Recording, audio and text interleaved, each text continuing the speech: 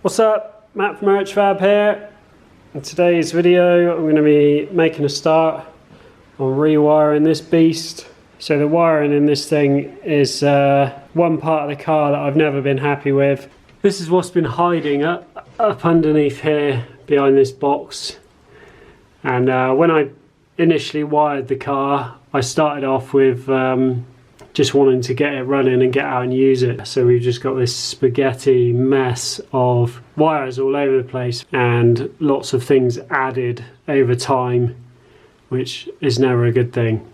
I've got my switches up here, which I kind of like, but it's difficult to, when you're on track, to actually, you know, look up to the switches. So the plan is aim PDM, aim dash, and then the aim steering wheel button kit, which is a wireless system. And then I'll have all my switches on the steering wheel, and then I'm going to make this into a little switch panel, and I will have a few switches on here. So yeah, going to be upgrading all the electrics. I'm changing the ECU over to a max ECU, and then this car is going to have really sort of up together high-tech electronics.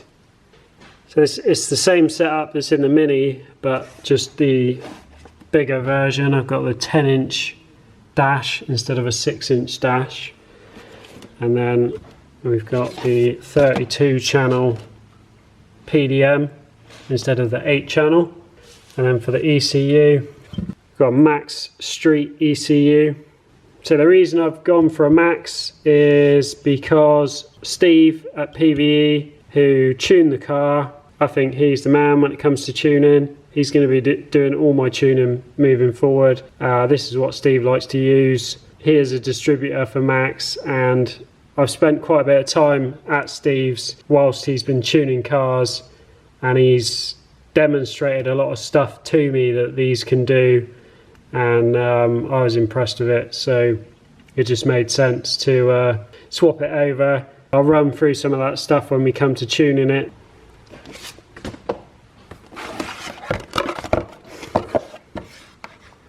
So the PDM just comes with your plugs and your connection leads for your GPS and stuff. You can get a pre-made loom, but I'm making my own loom just to save myself a bit of money. AIM do sponsor the builds, so some of this stuff has been sent over as a sponsorship. Some of it I bought, but I rate the AIM stuff really highly. I was really impressed with it from installing it on the Mini, and I wanted to use all the same gear on this car.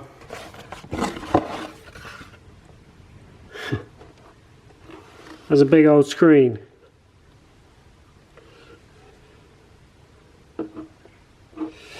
So we'll get that mounted up in a minute.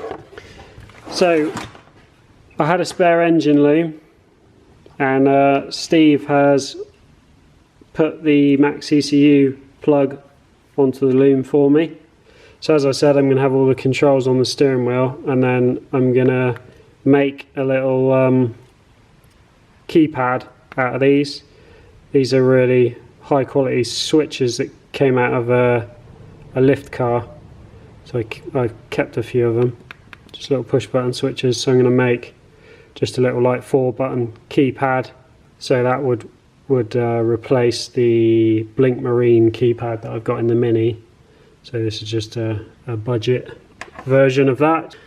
So I think what we'll start doing is just tearing all the wiring out of this thing. If it ain't broke, don't fix it, is always my advice. But I couldn't leave it like this. No going back now.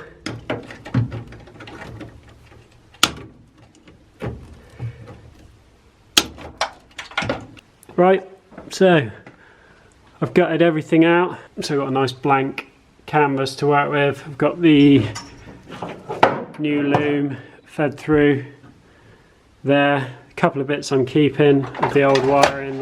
This is goes to the gearbox, so that'll be the speed sensor.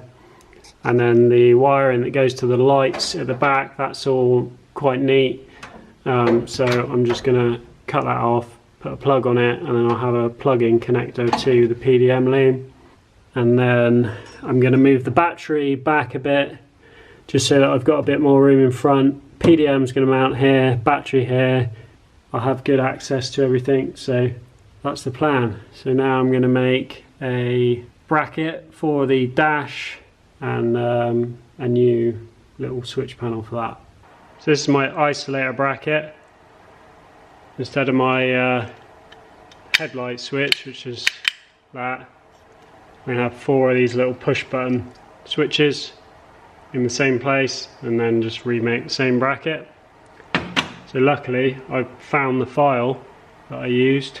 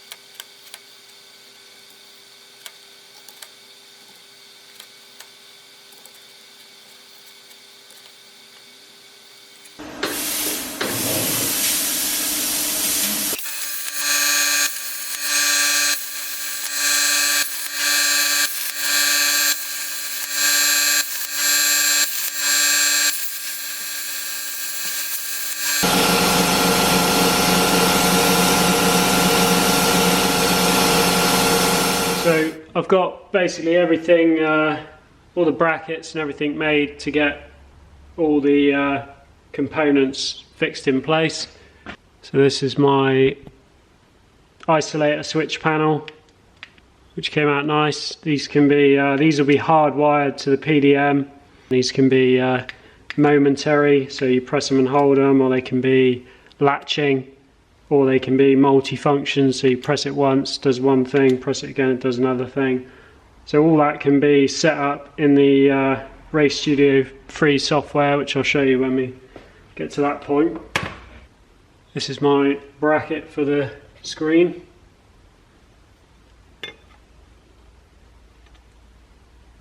I've also made some base plates for the PDM and also the ECU. My thinking with this is these do get hot. This should provide a bit of sort of heat sink and some air flow below it. This is going to be stuck into the car with double-sided foam tape, which is fairly thick, and it will actually take any vibration out. So it will, you know, it will be a soft mounting if you like, but I can still unscrew it and remove it if I need to. And also it means I don't have to drill any holes through the car, which is always a good thing. Double-sided tape, it's really strong. Once it's stuck, you basically have to cut the foam to get it off. I don't know if you can hear, but that completely takes, it really dampens the rattle, because there's complete separation from metal to metal, obviously. You might think just like putting a rubber gasket in between and bolting that down will have the same effect, but it doesn't, because the vibration will just travel through the bolts. The rubber gasket would have some effect of absorbing some vibration, but doing it this way, there's complete separation from metal to metal, so it's, you know, it just really does dampen it down. So yeah, I think that's quite a good way of doing it. This little control box goes with my wireless steering wheel keypad thing. So we need to mount that on the wheel. These are designed really for much flatter steering wheels, so it's a bit of a stretch to reach, but still way easier than you know, reaching for the switch panel above the cage.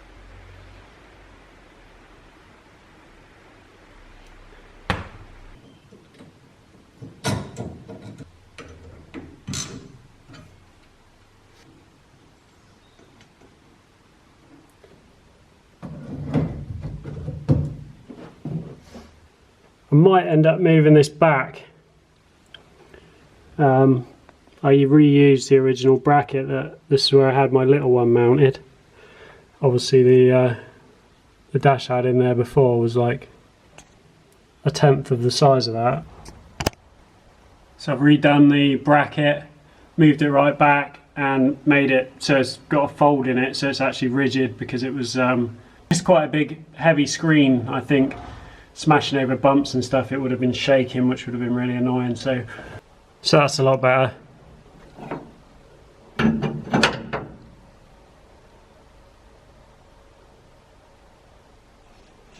Right, I'm happy with that. I've tilted it a bit sort of back as well, made the bracket so it's exactly 90 degrees. My eye line is exactly like 90 degrees to the screen, if you get what I mean. Right, so I've decided that I'm just not happy with having all that extra length just wrapped around. It's just going to look not how I want it to look, really. Going to all this effort, might as well do it and get it looking how I want it. So I'm going to take that plug off and remake this bit so that it just comes straight around. ECU up there, facing the right way up. And this will just loop straight into there like that.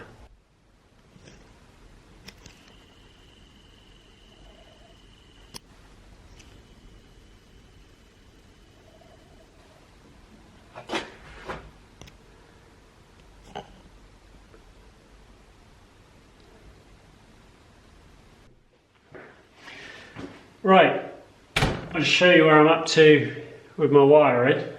Shortened down the ECU loom. That was actually quite a decent amount of work to do that, but so we got two plugs on the PDM32. I've got this one fully pinned in, and then the different sections that are going off to different places separated. I spent a lot of time creating these.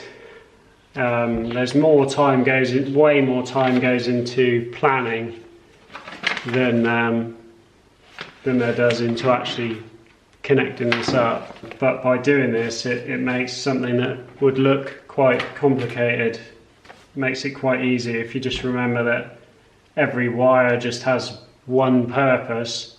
So if you go through each wire individually, you know, you shouldn't really be able to get it wrong if you've planned everything out right.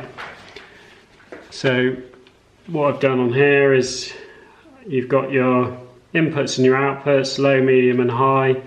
So I've marked the colour of every wire, the wire size, the destination it goes to, the connector it goes to, and then even the pin on the connector that it goes to. So you can see that my mid output on pin 7, mid output 6, is a red wire 1mm. It's an ECU feed, so it's going to DT12, which is my DT12 connector on my ECU loom, pin 4. So I know that pin 7 from here is going to end up at pin 4 on here. So my low output 5, white wire 0.75, right rear indicator, and this just FR stands for front or rear, so I know it's going to the rear of the car. So that's in my loom here of wires that are going to the rear of the car. So it just makes it easy to check everything and make sure that I've got it right. So the wiring of the PDM itself is simple because you've just got basically one wire going out to everything. No relays or fuses to worry about. So it's quite a bit of work doing all the planning like this, but it makes this bit really straightforward, and you can actually, you know, you'll might spot some of your errors in your planning before you've even started doing this, so you don't make the mistakes in the actual wiring. I actually am quite enjoying this stuff. Makes a bit of a change. That's all good. I need to say big thanks to 𝗱𝗚𝗍𝗆 for supporting me and the builds and helping me out. It takes the level of my builds up a notch having this kind of equipment in there, and I feel quite privileged that they want me to demonstrate their stuff being used and installed. So yeah, I've got 𝗱𝗚𝗍𝗆 electronics on all my vehicles. I've actually got some 𝗱𝗚𝗍𝗆 electronics to fit to my bike, which I'm really excited about. I really do rate their stuff highly.